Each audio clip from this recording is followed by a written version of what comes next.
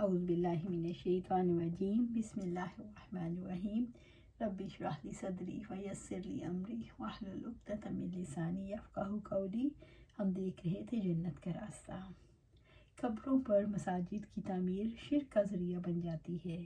قبروں یا مزاروں کی طرف سفر کرنا، یہ سفر برکت کے حصول اور مصائب کو دور کرنے کے لیے کیا جاتا ہے۔ رسول اللہ صلی اللہ علیہ وآلہ وسلم نے اس سے منع فرمایا۔ شرکیہ مقامات پر عبادت کرنا، جس جگہ پر کسی کی قبر ہو یا بت ہوں، ایسے مقام پر عبادت کی جائے تو اس مقام کی عظمت کا احساس انسان کے دل میں راسخ ہو جاتا ہے۔ دیکھنے والے بھی اسے اپنے لیے اچھا خیال کرتے ہیں، اس لیے ایسے مقامات پر عبادت سے روکا گیا۔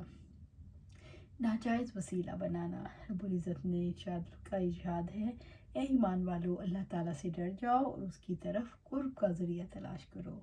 ابن عباس رضی اللہ تعالیٰ عنہ نے فرمایا، اس سے مراد نیک اعمال کر کے اللہ تعالیٰ کا قرب حاصل کرو۔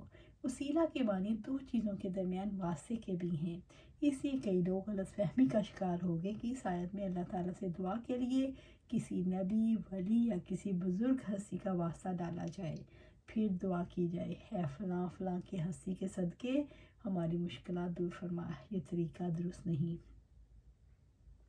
وسیلہ سے کیا مراد ہے؟ وسیلہ عربی زبان کا لفظ ہے۔ اس سے مراد ایسا عمل ہے جس کے ذریعے رغبت کے ساتھ کسی کا قرب حاصل کیا جائے۔ جنت کے سب سے اعلیٰ مقام کو بھی وسیلہ کہتے ہیں۔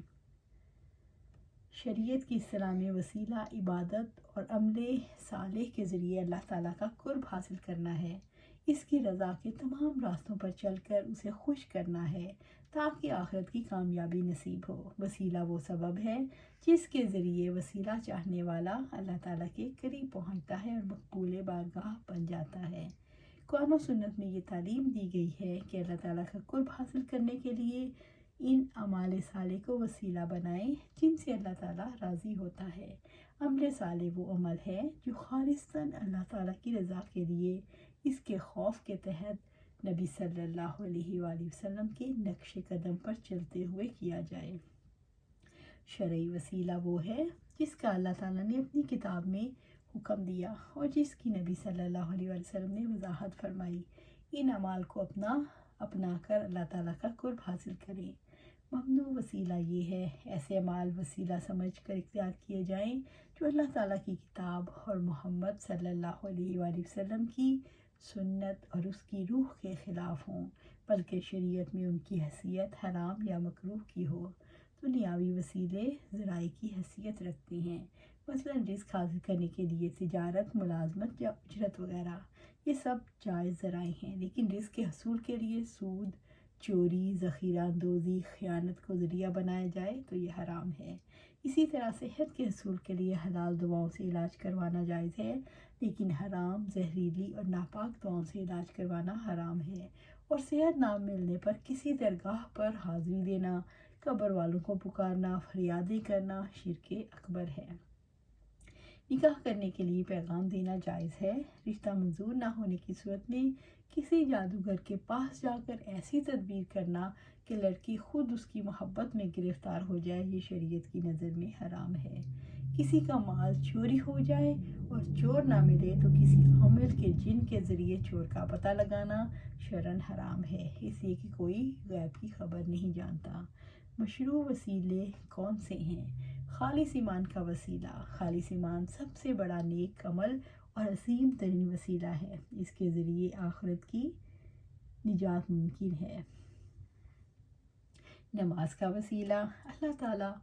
نماز اللہ تعالیٰ کے نزدیک افضل ترین عمل ہے۔ صحابہ کرام رضی اللہ عنہم نے نبی صلی اللہ علیہ وآلہ وسلم سے پوچھا، اللہ تعالیٰ کو سب سے زیادہ کون سا عمل محبوب ہے؟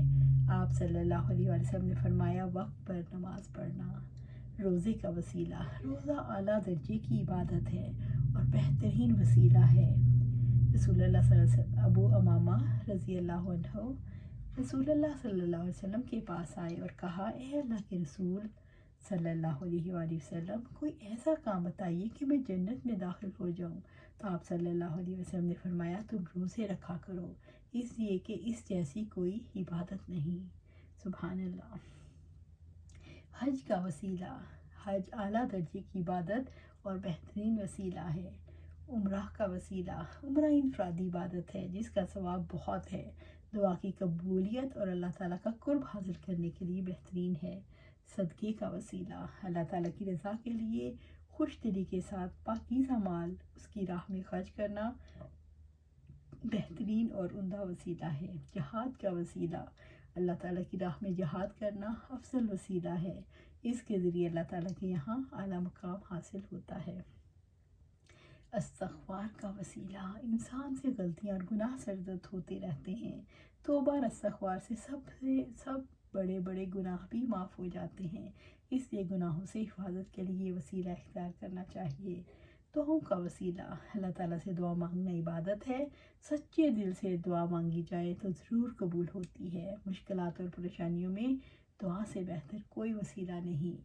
درود کا وسیلہ، رسول اللہ صلی اللہ علیہ وآلہ وسلم پر درود بھیجنا دعا کی قبولیت کے لیے وسیلہ ہے۔ دعا مانگنے سے پہلے بھی اور بعد میں بھی اسے اللہ تعالیٰ کا قرب نصیب ہوتا ہے۔ قرآن مجید کا وسیلہ، قرآن مجید کی تلاوت اعلیٰ ترین وسیلہ ہے، اس کے وسیلے سے جو دعا کی جائے قبول ہوتی ہے۔ اس کے پڑھنے اور پڑھانے والوں کی مجلسوں کو اللہ تعالیٰ کے فرشتے گھیر لیتے ہیں۔ صاحب قرآن سے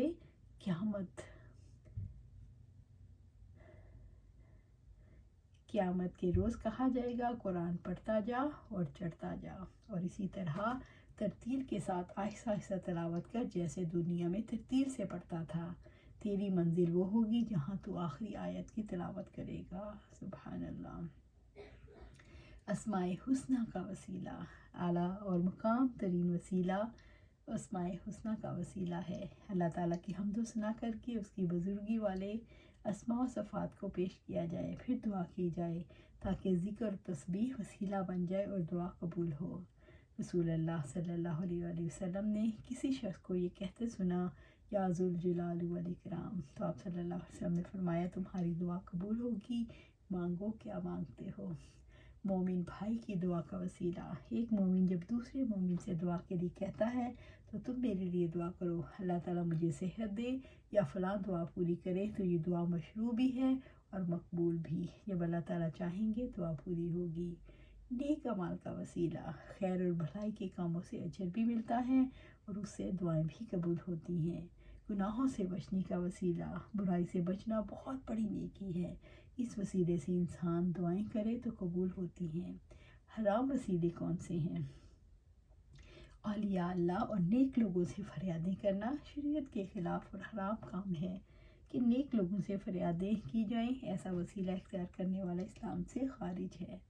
غیر اللہ کے لیے نظر ماننا، قبروں پر جانور قربان کرنا، کسی کے حق کا وسیلہ لینا، حق کے وسیلے سے دعا کرنا ممنوع ہے، کیونکہ کسی مخلوق کا اللہ تعالیٰ پر کوئی حق نہیں۔ مثلاً یہ کہنا ہے اللہ میں تیرے نبی اور رسول کے حق کے وسیلے سے دعا کرتا ہوں۔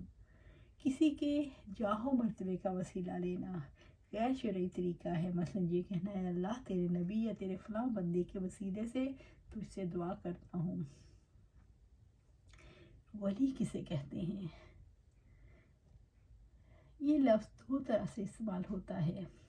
اگر ولی فاعل ہو تو اس سے مراد اللہ تعالیٰ کی ذات ہے جو ارحم الراحمین ہے۔ اگر ولی مفعول ہو تو اس سے مراد وہ ہے جس کی حفاظت کی جائے، یعنی وہ ایمان والا جو عقائد اور ضروری اعمال صالح کو انجام دینے کے بعد اللہ تعالیٰ کی حفاظت میں آ جاتا ہے، اسے یہ یقین ہوتا ہے کہ کوئی اس کا کچھ نہیں بگاڑ سکتا، اللہ تعالیٰ اس کا مددگار ہے۔